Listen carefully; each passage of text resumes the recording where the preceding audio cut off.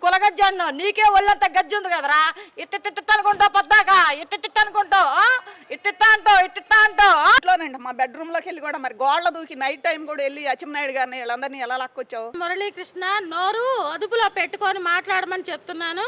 పవన్ కళ్యాణ్ గారిని మాల్లో ఉన్నాడు ఆయన. నీకు తేలిగ్గా దొరికాడనా? ఏది ఎదురుగా వెళ్ళు, లేకపోతే నిన్ను లాగి కొట్టలేరనా? నీకు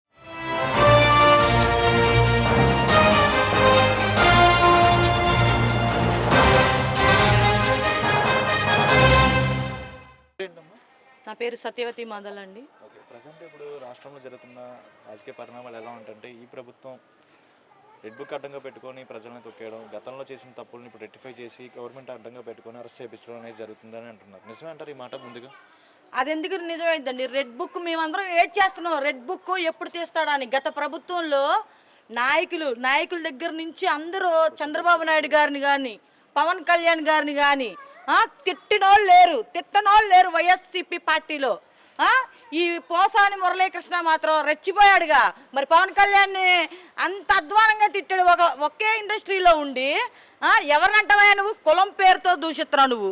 నువ్వు కులం పేరుతో దూషించావు చంద్రబాబు నాయుడు గారిని కానీ పవన్ కళ్యాణ్ గారిని కానీ మా టీడీపీ పార్టీలో ఉన్న వాళ్ళందరినీ కానీ మీరు ఏకిపారేశారు. ఇప్పుడు మీ తప్పులు అంటే ఎలా కుదురుద్ది? మీరు గతంలో తప్పులు చేశారు కాబట్టే ఇప్పుడు రెడ్ బుక్ అనేది మేము ఓపెన్ చేస్తాం. మేము చిట్టా రాసుకున్నామండి, మేము మర్చిపోవది. ఎందుకంటే మీరు అంత అధ్వానంగా ప్రవర్తించారు. నువ్వు కులగజ్జాను నీకే ఒళ్ళంత గజ్జి ఉంది కదరా. ఇట్ట అనుకుంటావు పొద్దాక ఇట్ట అంటావు నీకు గజ్జి పెట్టి నీకు ఒంట్లో అన్ని రోగాలు పెట్టుకొని నువ్వెవరినంటావు? కులం పేరుతో ఎవరిని దోషిస్తావు నువ్వు? నీకు తగిన శాస్తి జరిగింది. ఇంకా చాలా మంది ఉన్నారండి పేర్లు చెప్పాలంటే. అన్ని చర్లపల్లి జైల్లో వేసేయాల. శ్యామల అంటుంది కదండి, ఒకరోజు ముందుగానే అరెస్ట్ చేశారు, అరెస్ట్ వారెంట్ ఒకరోజు అయితే ఎందుకు నిన్నే వచ్చేసి అరెస్ట్ చేశారు అని చెప్పేసి అని ఆవిడ ప్రెస్ మీట్ పెట్టి ప్రశ్నిస్తుంది కదా. అమ్మా శ్యామల, నువ్వు ఒక పెద్ద రికార్డింగ్ డాన్స్ చేసుకుంటావు, ఎక్కడెక్కడో నుంచి వచ్చావు తెలియదు కానీ వైఎస్ఆర్సీపీ పార్టీలో నువ్వు పెద్ద పుడింగిలాగా, ఓ పెద్ద రాజకీయ వ్యక్తిలాగా నువ్వు వచ్చి ప్రెస్ మీట్లు పెట్టడం ఏంటి? నువ్వు వెళ్ళి యాంకరింగ్ పనికొస్తావు. నువ్వు ఇక్కడికి వచ్చి పేటీఎం లాగా డబ్బులు తీసుకొని జగన్మోహన్ రెడ్డి ఏం వాగమంటే అది వచ్చి కుర్చీల్లో కూర్చుని వాగుతున్నావు. ప్రజలందరూ గమనిస్తూ ఉన్నారు. పోసాని మురళీకృష్ణ అనే వ్యక్తి గతంలో ఎంత మీడియా అడ్డం పెట్టుకొని జగన్మోహన్ రెడ్డిని అడ్డం పెట్టుకొని చంద్రబాబు నాయుడు ఎంత తిట్టాడు, పవన్ కళ్యాణ్ గారిని ఎంత తిట్టాడు మీకు తెలియదా ఏంటి? వెనకేసుకొస్తున్న మీ పార్టీ వాళ్ళని చెప్పేసా? శ్యామల గారు, మీరు అన్నీ తెలుసుకొని మాట్లాడాలా. తెలుసుకొని మాట్లాడి మీ స్క్రిప్ట్లో రెడీ చేసుకొని రండి. గతంలో ఒకసారి వెనకాలండి, బ్యాక్ చరిత్ర చూసుకొని మాట్లాడాలా ఎవరికైనా. శ్యామల ఇదే చెప్తున్నాం మీకు. అంటే అదే ఆయన అంటున్నారు కదా పోసాని గారు, ప్రభుత్వం వైసీపీ వాళ్ళ మీద ఫస్ట్ అరెస్టులు ఇవి అన్నీ ఆపేసి ఎలా డెవలప్ చేయాలి ఏంటి మెయిన్ దాని మీద ఫోకస్ చేస్తే బాగుండిద్ది అని అంటున్నారు. మేము రెండు చేస్తామండి. కూటమి ప్రభుత్వం దెబ్బ మామూలుగా ఉండదు. ఇటు అభివృద్ధి ఉంటుంది, ఇటు ఒక్కొక్కళ్ళని వెంటాడి అరెస్టులు చేపిస్తూ ఉంటాం. అది కూడా మీరు తప్పు చేయబట్టే. ఉట్నే మేమైతే వెళ్ళాం. గతంలో మీరు చూసుకోవచ్చు, మీరు చేసిన తప్పులు మీకే తెలియాలా.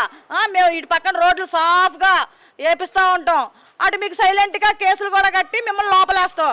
అది కూడా మాకు తెలుసు. ఎందుకంటే మీరు తప్పులు చేశారు కాబట్టి మేము రెడ్ బుక్ అనేది అమలు చేస్తూ ఉన్నాం. మా లోకేష్ అన్న కూడా చెప్పాడు, నిన్న అసెంబ్లీలో బొత్స సత్యనారాయణ కూడా గట్టిగా ఇచ్చాడు. ఆ వాస్తవాలు తెలుసుకొని మాట్లాడాలి వైసీపీ నాయకులు కానీ కార్యకర్తలు కానీ. అంటే ఇస్తానన్న హామీలు ఇవి అమలు చేయడం రాదు కానీ మా మీద ఇలా అక్రమంగా కేసులు పెట్టడం అయితే ఏం అమలు జరగలేదండి. 8 నెలలు 9 నెలలు ప్రభుత్వంలో ఏం అమలు జరగలేదు. మహిళలకి 3 గ్యాస్ బండ్లు ఇవ్వలేదా? పెన్షన్ 3,000 రూపాయలు 4,000 రూపాయలు చేయలేదా? ఇప్పుడు అమ్మఒడి నిన్నగాక మొన్న అసెంబ్లీ సమావేశాల్లో మా లోకేష్ అన్న కానివ్వండి, మా నారా చంద్రబాబు నాయుడు గారు కానివ్వండి, ఎన్ని ఇబ్బందులు వచ్చినా తల్లికి వందనం అనే పథకం మాత్రం ఆగదు. ఏప్రిల్ మే నెలలో కంపల్సరిగా తల్లికి వందనం అనే పథకం 100% బల్లగుద్ది మరీ చెప్పారు. రాసి పెట్టుకోండి. అమ్మకు వందనం వచ్చింది కన్ఫామ్గా. పథకాలన్నీ చక్కగానే నెరవేరుతా ఉన్నాయి. అలానే రైతు భరోసా కూడా విడతల వారీగా ఇస్తానని చెప్పాడు. ఇన్ని మా ప్రభుత్వంలో గత ప్రభుత్వంలో మీరు ఎన్ని ఆశలు అమ్ముకున్నా, ఎంత ఇబ్బంది పెట్టినా, ఎన్ని గోతులు తవ్వినా సరే మా కూటమి ప్రభుత్వం ధైర్యంగా ఎదుర్కొంటుంది. మీరు ఎందుకు ఆలోచించలేకపోతున్నారు? పథకాలు ఇప్పుడు అభివృద్ధి పక్కన జరుగుతూ ఉందా? ఈ రోడ్లు వేసారు చక్కగా. మొన్న ఫ్లడ్ కారణంగా కానివ్వండి, ఏదైనా సరే ఎక్కడ చూసినా రోడ్లు చాలా బాగున్నాయి. కాళేశ్వరం మార్కెట్ వెళ్ళండి, బిఆర్టీఎస్ రోడ్లోకి వెళ్ళండి, ఎక్కడైనా సరే విజయవాడ నగరంలో కానివ్వండి, రాష్ట్రంలో కానివ్వండి, రోడ్లు లోకేష్ బాబు గారు చక్కగా తీర్చిదిద్దారు. కూటమి ప్రభుత్వంలో 100%గా పథకాలు జరుగుతాయి, అభివృద్ధి జరిగిద్ది. ఈ ప్రభుత్వం అరాచకానికి నిలువెత్తు నిదర్శనం అని అంటున్నారు కదా. అరే బాబు, మీరు చెప్పాలరా బాబు, మీ వైసీపీ నాయకులు చెప్పాలి అరాచక ప్రభుత్వాన్ని. మీరు గోండాయిజం మీది, రౌడీ రాజ్యాంగం మీది, సొంత బాబాయిని ఇంట్లో చంపేసిన చరిత్ర మీది, దళితుల్ని ట్రాక్టర్లతో చెప్పించినటువంటి సంస్కారం మీది. ఎవడికి చెప్తారయ్యా మీ రాజకీయం గురించి? మొత్తం రౌడీ రాజకీయం చేశారు, అందుకనే కదా మీకు 11 సీట్లు వచ్చినాయి. 11 సీట్లు వచ్చినాయి అడుక్కుంటున్నారు కదరా బాబు అసెంబ్లీలో, నాకు ప్రతిపక్ష హోదా కావాలని. ప్రతిపక్ష హోదా నువ్వు సంపాదించుకుంటే వచ్చింది, ప్రజలు నిన్ను గెలిపిస్తే. ఆ మాత్రం కూడా నాలెడ్జ్ లేకుండా పోయింది ఈ జగన్మోహన్ రెడ్డి గారికి. నీకు 11 సీట్లు, ఇక ఈ 5 ఏళ్లలో ప్రతిపక్ష హోదా అనేది నీకు వర్తించదు. ఈ ప్రభుత్వం అసలు అంటే ఎక్కువ మా మీదే కక్షపూరితంగా రాజకీయాలు చేస్తుంది, అంటే అక్రమంగా కేసులు పెడుతుంది. మొన్నేమో గన్నవరం ఎమ్మెల్యే గారిని, ఇప్పుడేమో ఈయన పోసాని మురళీకృష్ణ. అవునండి, గన్నవరం ఎమ్మెల్యే ఏం చేశాడు? మొన్న మా టీడీపీ ఆఫీస్ తగలబెట్టాడు, కార్లు తగలబెట్టేశాడు, సగన్ శాస్త్ర జరిగింది. ఆయన తొవ్విన గోత ఆయనే పడినట్టు ఆ డ్రైవర్ చేతిలో ఆయనే దొరికిపోయాడు, ఆయన వెళ్ళిపోయాడు జైలుకి. ఆయన ఎంత అరాచకం చేశాడో యావత్ ప్రపంచం మొత్తం చూస్తూ ఉంది, ఆంధ్ర రాష్ట్రం చూస్తూ ఉంది. పోసాని మురళి కాదు, బొచ్చా కాదు, ఇంకా చాలా మంది రెడ్ బుక్లో ఉన్నాయి, రోజా, ఇంకా చాలా ఉన్నాయి పేర్లు. కొడాలి నాని గారు కూడా పడిపోద్ది. మేమే చెప్తున్నాం కార్యకర్తలుగా, మేమే ఊరుకో. ఒక్కొక్కళ్ళే గొడ్డలోడు తీసి రోడ్డు మీద పరిగెత్తే రోజు మీ అందరికీ వచ్చింది. ఇక మీరు జన్మలో లైఫ్లో పార్టీ జెండా పట్టుకునేది లేదు, బలోపేతం అవ్వటం లేదు, అది భూస్థాపితం అయిపోయింది. గుర్తుపెట్టుకోవాలి వైసీపీ నాయకులు, వైసీపీ కార్యకర్తలు అందరూ గుర్తుపెట్టుకోవాలా. మీ పేరు? నా పేరు సరోజ అండి. ఓకే అండి, నిన్న చూసుకుంటే పోసాని మురళీకృష్ణ గారిని అరెస్ట్ చేశారు. దీని మీద మీ ఒపీనియన్ ఏంటి? అరెస్ట్ చేశారంటే ఆయన తప్పు చేశాడు కాబట్టి అరెస్ట్ చేశారండి. ఇప్పుడు పండగ అని చెప్పి చూడకుండా అరెస్ట్ చేశారు అది ఇదని శ్యామల అని ఆవిడ మాట్లాడుతున్నారు కదా. మరి ఆయన చంద్రబాబు గారిని అరెస్ట్ చేసినప్పుడు ఆయన పెళ్లి రోజు అప్పుడు చూడలేదా? ఇప్పుడు ఈయనకి 60 ఏళ్ళు వచ్చినాయి, 65 ఏళ్ళు వచ్చినాయి, తీసుకెళ్ళిపోతున్నారు, వచ్చారు, ఇంత హంగామా చేస్తున్నావే. ఆ రోజు నోరేమన్నా పడిపోయిందా మీకు? మాట్లాడటానికి మాటలు రాలేదా ఆ రోజున? ఈరోజు మాట్లాడే అర్హత అయితే మీకు లేదండి. అంటే పవన్ కళ్యాణ్ గారిని కూడా అన్నాడు కదా, వాడొక సైకో, అంటే ఏ మాటలు అయితే అనకూడదో అంతకన్నా ఎక్కువ మాటలే మాట్లాడాడు కదా. కానీ మరి నీకు ఒక కూతురు ఉంది అని చెప్పేసి ఫ్యామిలీస్ని కూడా లాగారు పోసాని మురళీకృష్ణ గారు. కానీ మరి ఆయన అన్నా కూడా ఎందుకు అపోజిషన్ వాళ్ళు మా మీద అక్రమంగా కేసులు పెడుతున్నారు అని అంటున్నారు? అసలు ఇది అక్రమం ఎక్కడవుతుందండి? సక్రమంగానే అరెస్ట్ చేశారు. ఇప్పుడు ఆ మాటలు ఏంటంటే అసలు ఎన్ని సినిమాల్లో డైలాగులా, నిజ జీవితంలో ఆయన భార్యని ఏంటి, పిల్లల్ని ఏంటి, అందరిని పవన్ కళ్యాణ్ గారిని పిచ్చి మాటలు మాట్లాడేవే. నిన్ను ఇంకెవరన్నా మా వాళ్ళు ఎవరన్నా అలా మాట్లాడారా, అలా తిట్టారా? వేరే మీ ఆపోజిట్ వాళ్ళు మిమ్మల్ని ఎవరేమీ అనలేదు కదా. అంత అసహ్యంగా మాట్లాడేవా, అంత చేసావు. ఇంకా ఇప్పటికి లేట్ చేశారు. ఇలాంటి వాడిని ఎప్పుడో అరెస్ట్ చేయాలి, ఇంకా ఇప్పటికి లేట్ అయింది. మహాశివరాత్రి రోజు ఇంటి మీద పడి దౌర్జన్యంగా అరెస్ట్ చేశారు అని చెప్పేసి అంటున్నారు కదా. శ్యామల కూడా ప్రశ్నిస్తుంది, ఈ రోజు అయితే అరెస్ట్ వారెంట్ ఒకరోజు ముందుగా ఎందుకు వచ్చి అరెస్ట్ చేశారు అని అడుగుతుంది కదా. అది ఒకరోజు ముందనేం కాదు, వాళ్ళకి ఆర్డర్ వచ్చింది, వెళ్ళారు, అరెస్ట్ చేస్తారు. ఇంట్లోనండి మా బెడ్రూమ్లోకి వెళ్ళి కూడా మరి గోళ్ళ దూకి నైట్ టైం కూడా వెళ్ళి అచ్చెన్నాయుడు గారిని వీళ్ళందరినీ ఎలా లాక్కొచ్చావు? ఆ రోజు లేనివన్నీ ఈ రోజు కొత్తగా కనపడుతున్నాయి. ఆ రోజు ఏమైపోయావు అమ్మా నువ్వు? ఆ రోజు ఎక్కడున్నావు నువ్వు? ఈ రోజు ఇలా మాట్లాడటానికి మీడియా ముందుకు వచ్చి నీకు సిగ్గు అనిపించట్లేదా? అమ్మ శ్యామల, నీకు అవన్నీ మాట్లాడే అంత అర్హత అయితే లేదమ్మా. ఇవన్నీ ఏదో జగన్ గారి మెప్పు కోసం మాట్లాడుతున్నావేమో, ఇంకెప్పుడు అలాంటి మాటలు మాట్లాడబాక. మా వాళ్ళు కరెక్ట్గానే అరెస్ట్ చేశారు, చెయ్యాలి, మేమందరం కోరుకుంటున్నాం. చాలా హ్యాపీగా ఉంది మాకైతే. అలాంటి వాడిని ఆ లేడీస్ గురించి అంత చండాలంగా మాట్లాడాడు. అసలు పవన్ కళ్యాణ్ గురించి ఎలా మాట్లాడాడండి? అవన్నీ వింటుంటే మాకు ఇప్పుడు కూడా రక్తం ఉడుకుతూ ఉంటుంది. ఈ ప్రభుత్వం ఇస్తానన్న హామీలు అమలు చేయడం మానేసి ఈ అక్రమ కేసుల మీద మెయిన్ ఫోకస్ చేస్తుంది అని అంటున్నారు కదా. అదే లేదండి, వాళ్ళు ఇచ్చిన హామీలన్నీ ఒకటి నెరవేర్చుకుంటూనే వస్తున్నారు. అసలు ఈ కేసుల మీద ఫోకస్ చేసింది అంటే ఇప్పుడు 10 నెలలు ఆగే పని అనేది లేదు కదమ్మా. 10 నెలల నుంచి ఎందుకు వెయిట్ చేశారు? అలా నెమ్మదిగా ఎప్పటికైనా తప్పు చేసిన వాడిని అరెస్ట్ చేయాలి కదా, అది చేసుకుంటూ వస్తున్నారు. ఈ ప్రభుత్వం వైసీపీ నేతల మీద కాకుండా ఫస్ట్ అభివృద్ధి మీద ఫోకస్ చేస్తే చాలా బాగుండిద్ది అని అంటున్నారు కదా. అసలు ఆయన దృష్టి అంతా చంద్రబాబు గారి దృష్టి అంతా అభివృద్ధి మీదే ఉంది. అదే చేస్తూ వస్తున్నాడు ఆయన. ఆయన పగ తీర్చుకోవటాలు, కక్షలు పెట్టుకోవటాలు, నీకు మళ్ళీ అయితే ఏం చేయట్లేదుగా, అరాచకం అయితే లేదమ్మా.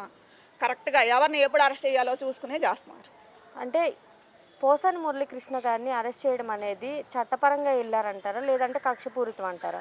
చట్టపరంగానే వెళ్ళారండి. ఈ ప్రభుత్వం అరాచకానికి నిలువెత్తు నిదర్శనం అని అంటున్నారు కదా, మరి అది ఇక ఆయనకి చెప్పే అయ్యే కదా.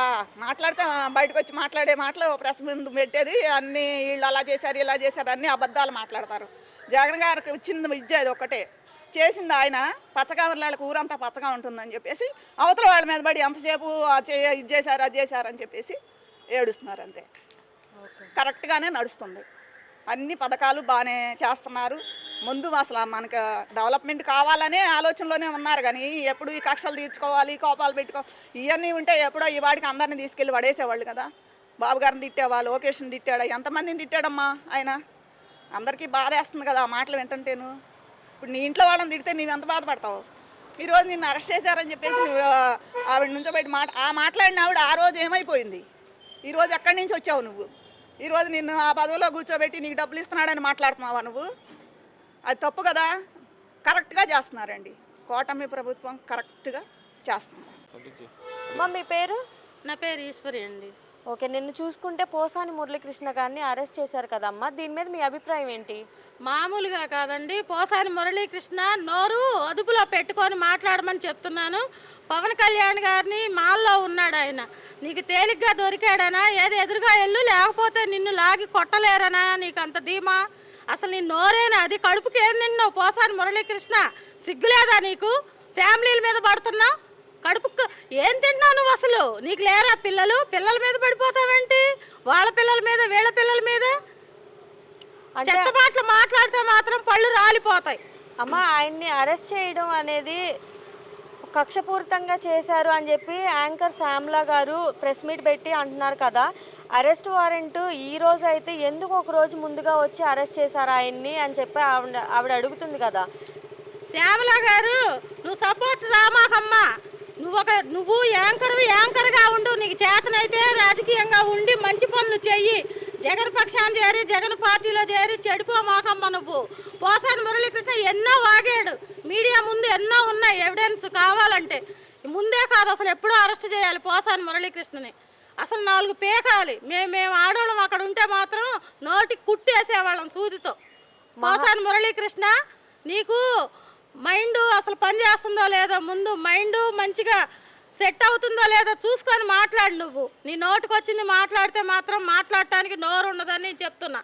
అంటే నిన్న మహాశివరాత్రి అని కూడా చూడకుండా ఇంటి మీద దౌర్జన్యంగా పడిపోయి ఆయన అరెస్ట్ చేశారు అని చెప్పేసి అని అంటున్నారు కదా. మహాశివరాత్రి అని చూసి మాట్లాడావా?